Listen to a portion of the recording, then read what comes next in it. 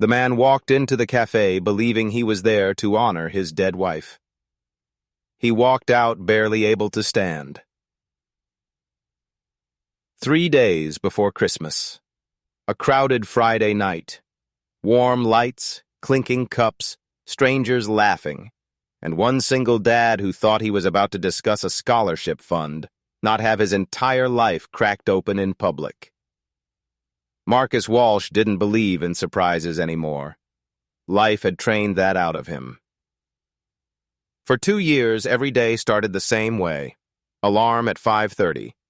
Coffee he barely tasted. Helping his daughter Iris button her coat while she stared past him like words cost too much energy. School drop-off without conversation. Then straight to work, because work kept his hands busy and his mind numb. And numb was the goal. Grief had rules. Rule 1. Don't think. Rule 2. Don't feel. Rule 3. Keep moving. That Friday morning was no different. Marcus pulled into a half-gutted house in the Chicago suburbs before sunrise, tool belt already on, jaw already tight. His crew joked around him. He nodded, said little, and started tearing cabinets off walls like the kitchen had personally wronged him. Sweat, noise, dust, silence inside his head. By noon, he sat alone in his truck eating a sandwich that tasted like nothing, when his phone lit up with a name he almost ignored. Rachel, his best friend, his late wife's best friend, and the only person still brave or reckless enough to push him about moving forward. "Hey," he answered, voice flat. Rachel sounded upbeat, too upbeat, which immediately set off alarms. She reminded him of something he'd tried not to think about, a promise he'd made in a quiet room filled with machines and whispers, a scholarship his wife had dreamed of starting for kids who never got a fair shot. Hearing his wife's name still felt like getting punched in the ribs. Marcus tried to decline, listed responsibilities, deadlines. His daughter's school event, anything to avoid opening that door. Rachel didn't argue. She just said one sentence. She'd want this. That sentence always won. So Marcus agreed to 1 hour. 1 coffee, 1 meeting. That was it. He told himself it was business, a donor. Nothing personal. Just another obligation. But somewhere else across the city, another phone call was happening. Natalie Chen sat in her car outside a hospice facility, scrubs still on, hands aching, mind exhausted. When she saw Rachel's name, she almost didn't answer either. Rachel asked for coffee, then mentioned a man's name. Marcus Walsh. Natalie froze. Because she knew that name. She had been there when his wife stopped being afraid, when she made promises, when she whispered instructions meant for the future. Instructions Natalie had carried quietly for 2 long years. Natalie hesitated. Boundaries mattered. Timing mattered. And this felt dangerous. Rachel insisted it was just coffee, just help, just closure. Against her better judgment, Natalie agreed. At 6:55 p.m., Marcus arrived early, because punctuality was the only thing he still controlled.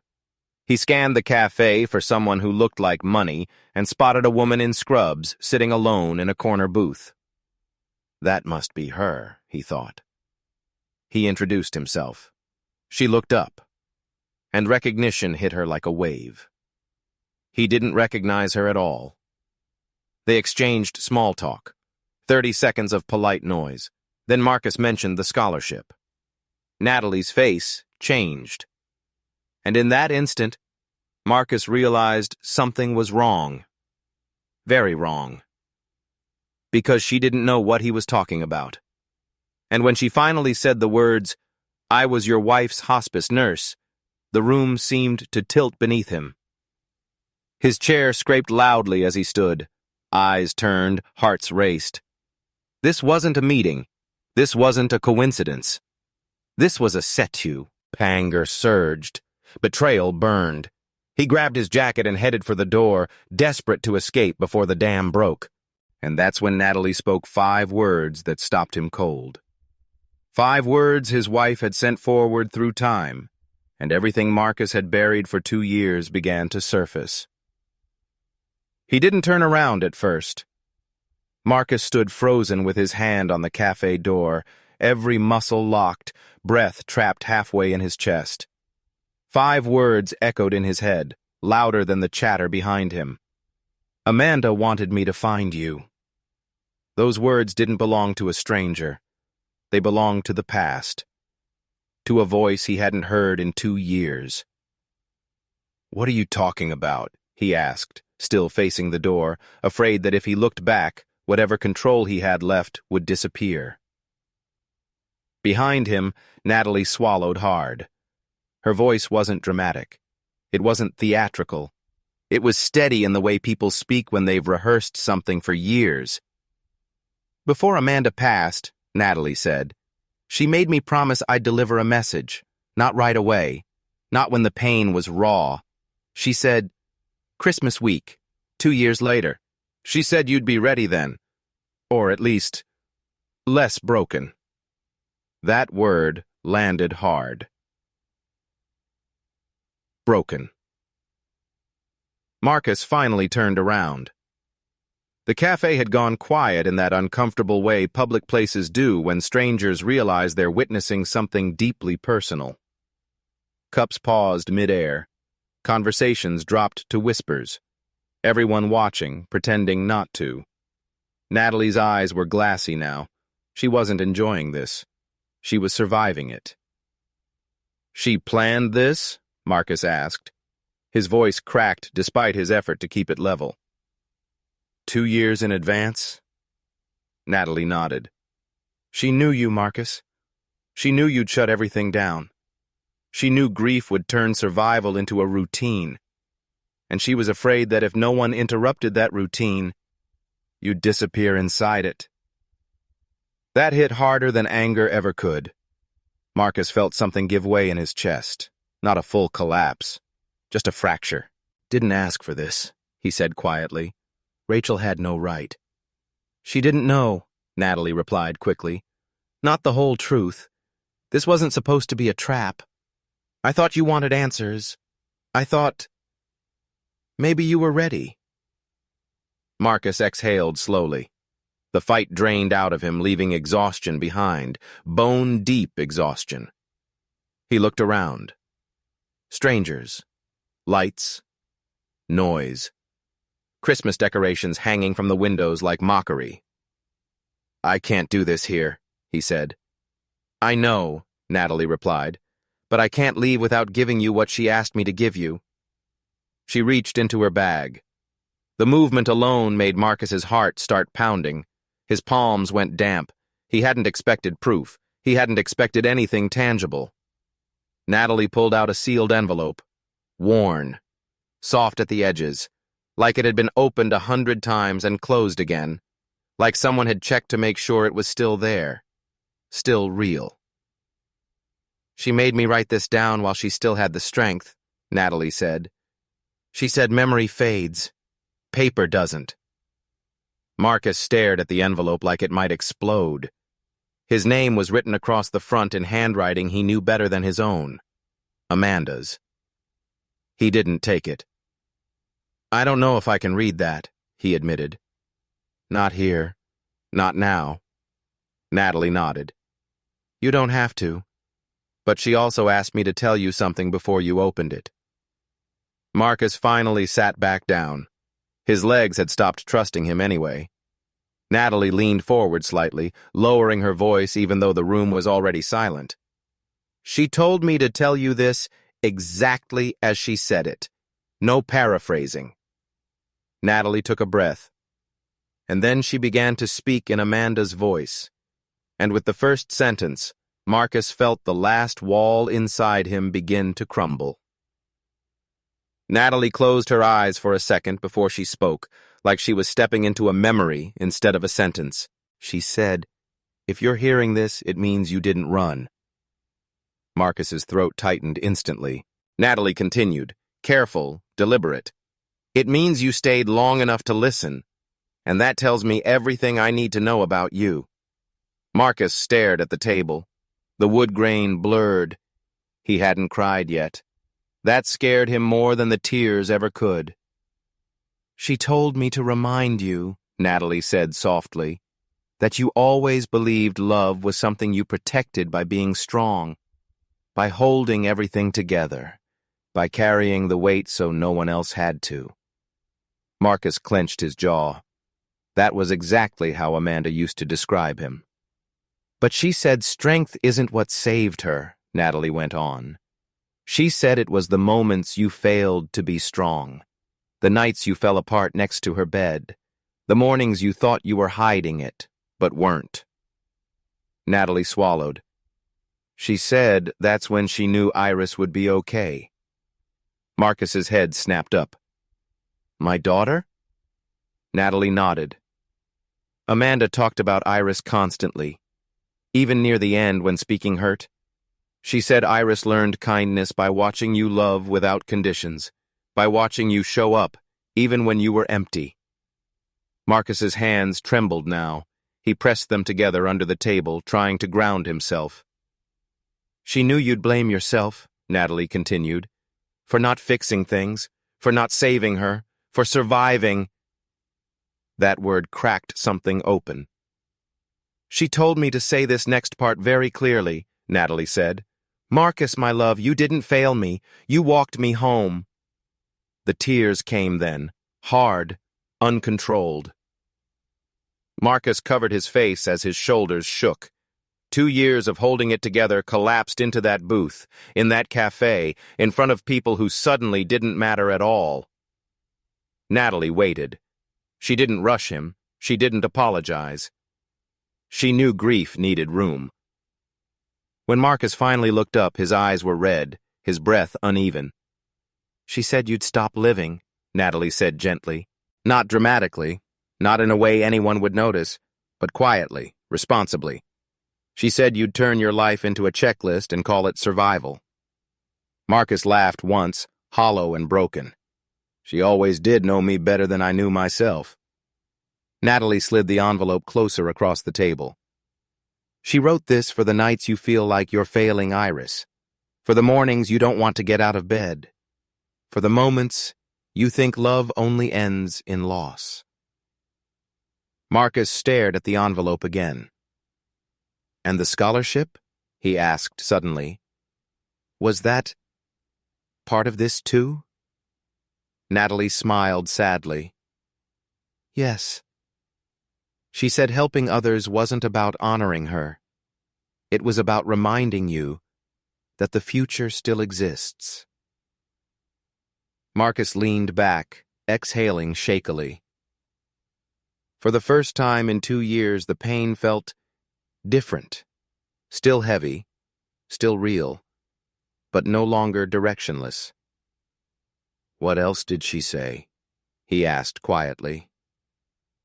Natalie hesitated. "There's one last thing," she said, "but she wanted you to read it yourself." Marcus picked up the envelope. His fingers hovered at the seal. And suddenly, he was terrified.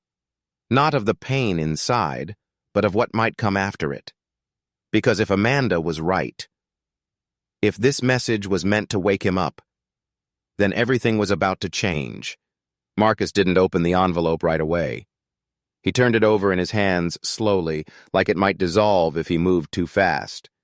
The paper felt thinner than he expected, fragile, and somehow heavier than anything he'd carried in years. The cafe noise had started to return around them. Chairs scraping, a barista calling out an order, life resuming for everyone else, as if nothing monumental had just happened in the corner booth. But Marcus was still suspended in that moment. "I haven't read her handwriting since—" He stopped, swallowed. "Since the hospital." Natalie nodded. That's why she sealed it. She didn't want I reread too early. She was very specific. Marcus let out a slow breath and finally broke the seal. Inside was a folded letter and something else. A photo. He froze when he saw it. It was Amanda and Iris on the couch at home. Iris couldn't have been more than 5. Amanda looked thinner than he remembered, but she was smiling. Really smiling. Not the brave smile she used for visitors, the real one. The one she only showed him. "I took that," Natalie said quietly. "She made me promise you'd get it with the letter." Marcus nodded, unable to speak. He unfolded the page. Amanda's handwriting filled it, slanted slightly, messy in places where the pain medication must have kicked in, but unmistakably hers. Natalie didn't read it aloud. She knew this part wasn't for her. Marcus read silently at first. Then his lips started moving. Then the sound came. She wrote about mornings," he said, voice trembling. "About how I make Iris's lunch the same way every day, even when I'm exhausted. She wrote about how I pretend I don't notice when Iris leaves her bedroom light on because she's scared of the dark." Natalie's eyes filled again. "She said that love doesn't end when someone dies," Marcus continued. "She said it just changes jobs." He laughed weakly through tears. "She said my job now is to live loudly enough for both of us." Marcus lowered the letter, staring at the table. "For 2 years," he said, "I thought surviving was enough. I thought staying numb meant staying strong." Natalie leaned forward. "She didn't want that for you." "No," Marcus said softly. "She wanted Iris to see a father who laughs again, who risks being hurt again." He folded the letter carefully, like something sacred. "You know," he added, "Rachel tried to set me up on dates before. I always said no. Told her I wasn't ready. But the truth is, I was afraid." Natalie didn't interrupt. "I was afraid that if I let myself feel anything again," Marcus continued, "it would mean I was replacing Amanda." Natalie shook her head gently. "She was never afraid of that." Marcus smiled sadly. "Of course she wasn't." There was a long pause between them. Then Natalie spoke, hesitant. "There's something else she asked me to do. Only if it felt right." Marcus looked up. "What?" "She asked me to check on you. Not tonight, not tomorrow, but after this meeting. She said if you were still standing, you might need someone who understands grief without trying to fix it." Marcus studied her face. Not romantically, not defensively, just honestly. "I don't know what I need yet," he said, "but I don't want to shut the door anymore." Natalie nodded. That's all she hoped for. Outside, snow had started falling, soft, quiet, unannounced. Marcus stood, holding the letter close to his chest. For the first time in 2 years, Christmas didn't feel like something to endure. It felt like something waiting. Marcus didn't go home right away. That surprised him. Normally, moments like this sent him straight back to routine, to Iris, to dinner, to the safety of familiar walls. But instead, he stood outside the café with Natalie, snow drifting down in thin, quiet lines, the city softened by white and silence. They didn't speak at first. Some conversations don't need opening lines. Marcus finally broke the silence. "She planned everything, didn't she?" Natalie smiled faintly. "Down to the timing. She told me you'd argue, that you'd try to leave, that you'd pretend you were fine." He shook his head. She was right. Natalie hesitated, then said, "She also told me something else. She said you'd feel guilty for laughing again." Marcus looked at her. "Did she?" Natalie nodded. "She said joy would feel like betrayal at first, like you were doing something wrong." Marcus exhaled slowly. That explains a lot. They started walking. No destination. Just movement. Marcus found himself talking without meaning to. About Iris. About how quiet she'd become.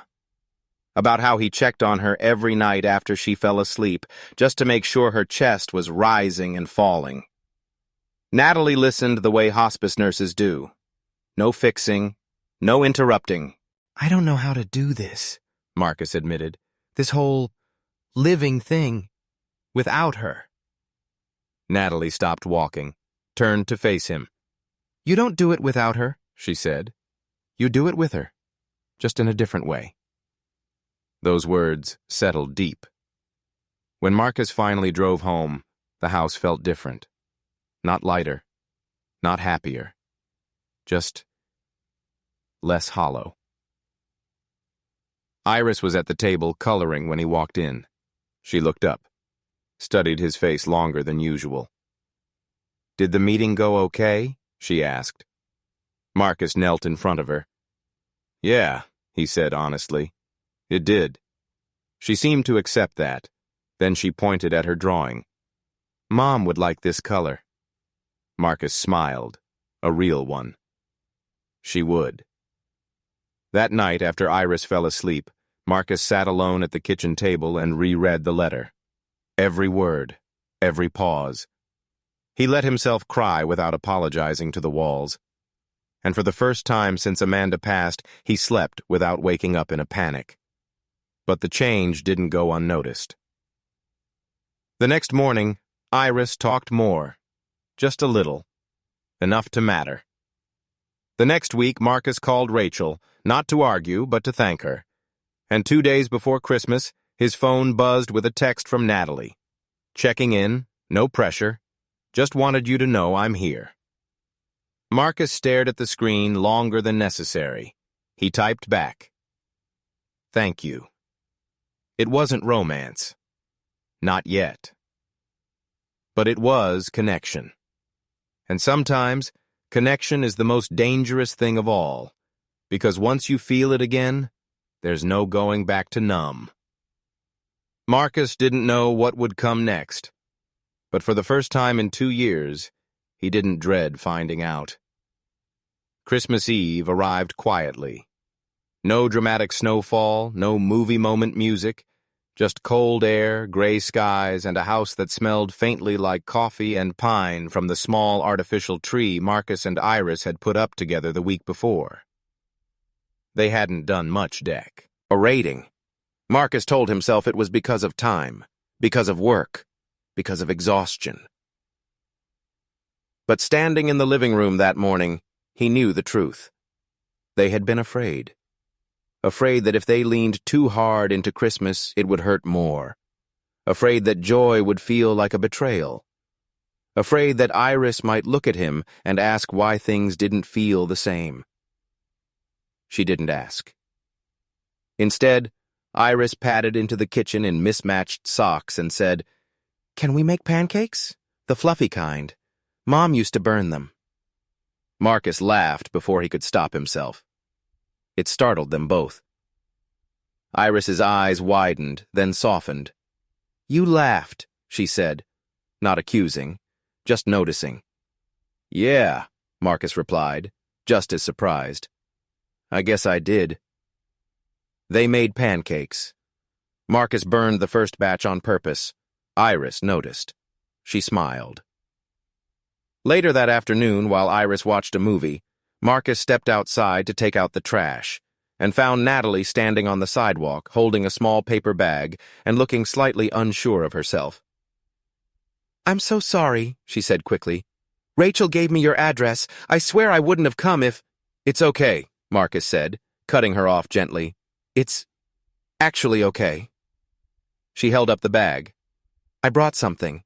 You don't have to open it today, or ever. I just didn't want to ignore the day."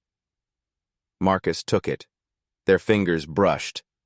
Nothing dramatic, just real. "Do you want to come in?" he asked after a moment. "No pressure. Iris is watching cartoons." Natalie hesitated, then nodded. Inside, Iris studied Natalie carefully from the couch. "This is Natalie," Marcus said. "She helped Mom." Iris got up, walked over, and hugged her without warning. Natalie froze, then carefully returned it. "Thank you for taking care of her," Iris whispered. Natalie closed her eyes. "She took care of me, too." That night, after Natalie left, Marcus found a note, their envelope tucked into the bag she'd brought. Not from Amanda, from Natalie. It wasn't a love letter. It wasn't a confession. It was a list. Local grief groups, family counselors, holiday events for single parents and kids who'd lost someone. Resources Marcus didn't know existed because he'd never looked. At the bottom, Natalie had written one sentence. "You don't have to do this alone." Marcus stared at it for a long time. And that's when it hit him. Amanda hadn't just left him words. She had built him a bridge. Through Rachel, through Natalie, through moments timed with surgical precision. Christmas morning came. Iris ran into the living room, laughing, tearing paper, excited in a way Marcus hadn't seen since before the illness. And as Marcus watched her, he felt it. Grief was still there, but it no longer owned the future.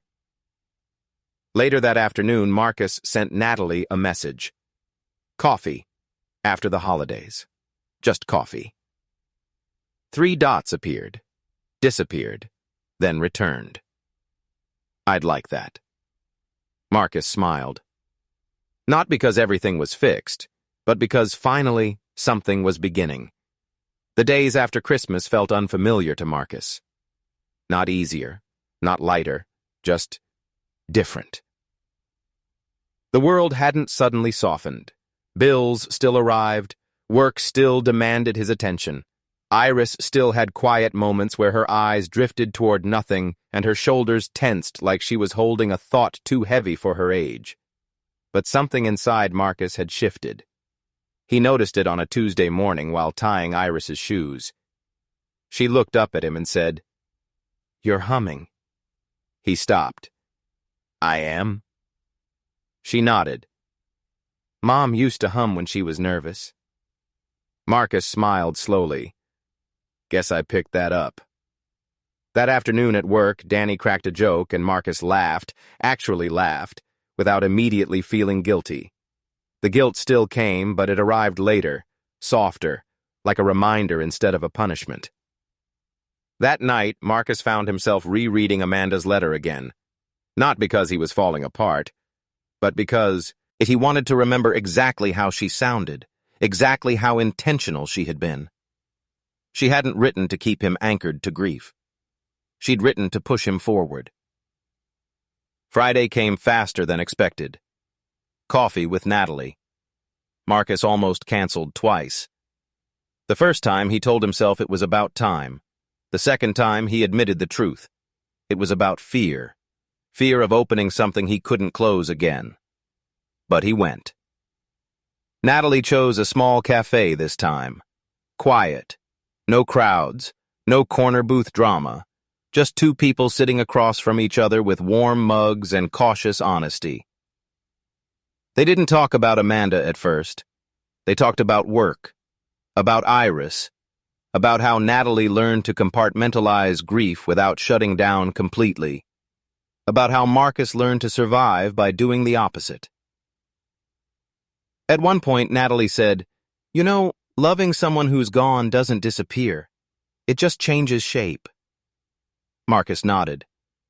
"I think I'm finally starting to understand that." There was no big confession, no sweeping moment, just a mutual understanding that neither of them was there to replace anyone. They were there to walk alongside what remained. When Marcus got home, Iris was waiting up past bedtime. "Did you have coffee with the nurse?" she asked bluntly. Marcus blinked. "How did you—" "I heard Rachel on the phone," Iris said matter-of-factly. Then she studied his face. "Did it make you sad?" He thought carefully before answering. "A little," he said, "but it also made me feel hopeful. Iris considered that. Hope is okay, she decided. Mom said so. That night, Marcus realized something else. Amanda hadn't just planned a moment. She'd planned a continuation. She'd trusted him to choose life again, not perfectly, not quickly, but honestly. And for the first time, Marcus stopped asking himself whether moving forward meant leaving her behind. Because he finally understood. It meant carrying her with him. But just as things began to feel steadier, another moment arrived, unexpected, uncomfortable, and unavoidable, a letter from Iris's school. And inside it, a question Marcus hadn't prepared himself to answer. One that would test everything he thought he'd learned about grief, love, and letting go. The envelope from Iris's school sat on the kitchen counter all evening. Marcus saw it every time he walked past, pretended he didn't, told himself he'd open it later, after dinner, after dishes, after Iris went to bed. Delay had become second nature. But eventually, there was nothing left to delay. He opened it. Inside was a single sheet of paper about an upcoming Family Day presentation. Parents were invited to come in and talk about their families. There was a section for students to write a short paragraph titled, "The People Who Take Care of Me." Marcus read it twice. Then a third time. His stomach tightened when he reached the last line. Students may include parents, grandparents, guardians, or anyone special who helps them feel safe. That night, Iris crawled into bed without protest. No questions, no comments. But the next morning, while Marcus poured cereal, she asked, "Can I write about Mom?" The spoon froze in his hand. "Yes," he said carefully. "Of course you can." She nodded, then added, "And you?" He waited. "And Natalie?" she asked quietly. The question wasn't innocent. Not exactly. Kids feel shifts long before adults name them. Marcus knelt to her level. "How do you feel about that?" Iris thought for a moment. "She makes you less quiet," she said. "I like that." The honesty nearly took his breath away. That afternoon, Marcus met Natalie for another coffee. He told her about the letter, about Iris's question. Natalie didn't rush to reassure him. She didn't smile. She didn't lean in romantically. She said, "I never want to be someone Iris feels pressured to accept. If she wants to include me, it should be because she feels safe, not because you do." Marcus nodded. That mattered more than anything else she could have said. Family Day arrived. Marcus stood at the back of the classroom while Iris read her paragraph out loud. Her voice shook at first, then steadied. She talked about her dad, about how he makes pancakes and checks her nightlight and tells bad jokes when she's sad. Then she talked about her mom. There was silence, respectful, heavy. And then Iris said, "Natalie helps my dad remember how to smile, so she helps me too." Marcus felt his eyes burn. Natalie wasn't there. She hadn't come. She hadn't asked to.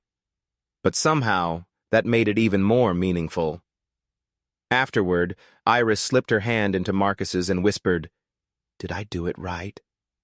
He squeezed her fingers. "You did it perfectly." That night, Marcus realized something important. Healing wasn't a straight line. It wasn't a replacement.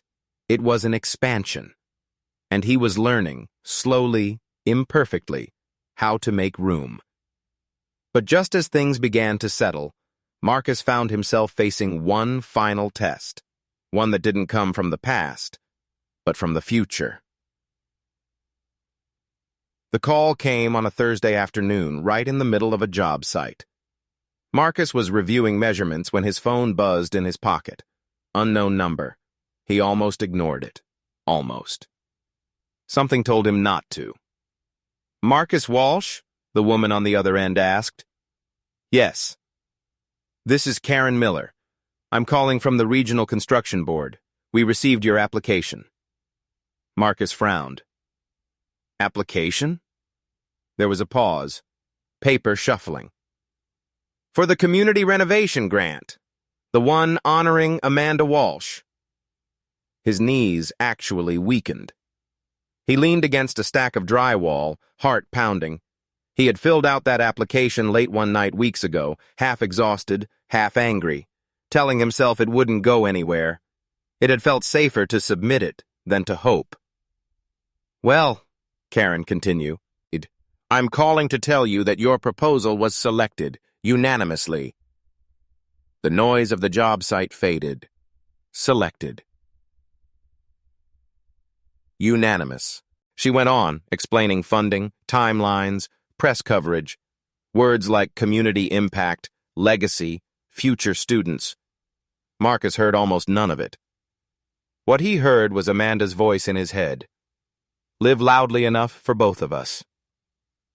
That night, Marcus told Iris over dinner. Her fork froze mid-air. Mom's name?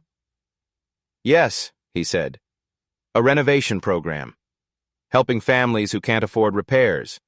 Training kids who want to learn a trade. Iris smiled. She'd like that. Marcus nodded. I think so too. Later, he called Natalie. She didn't scream. She didn't celebrate wildly. She listened. Then she said, She didn't just believe in you, Marcus. She trusted you. That distinction mattered. The next few weeks were busy. Meetings, paperwork, planning.